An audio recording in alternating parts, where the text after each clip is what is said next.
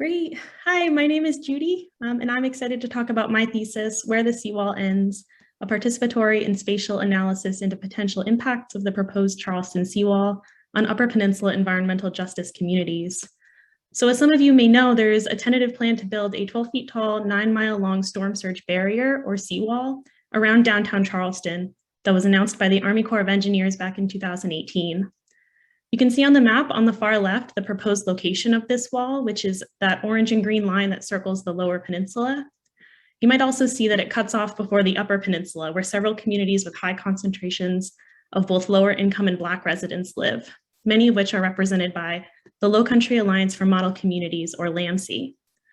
So I'm working with LAMC to understand how the wall may affect these communities, because when it was announced, there was no consideration for environmental justice impacts.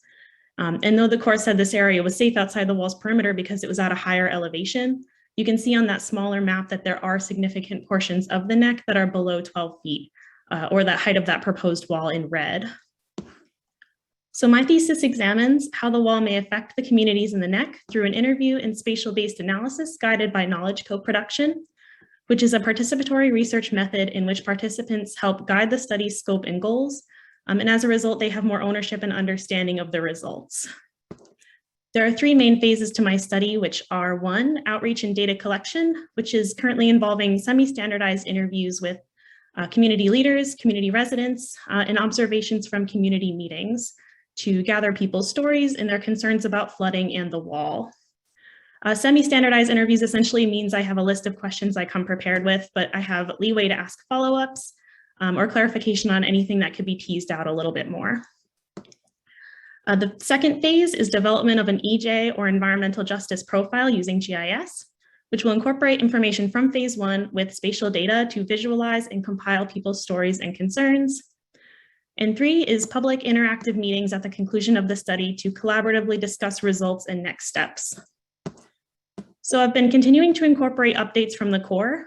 For example, they recently announced an intention to raise homes in the Rosemont community. So I plan to go back and ask participants their opinions on this.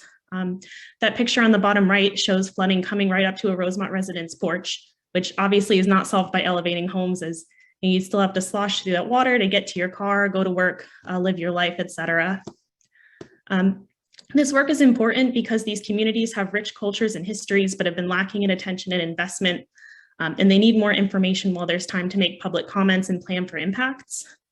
We need to document their stories and experiences to inform policy like the seawall with on-the-ground, community-owned and informed environmental justice perspectives. Thank you very much.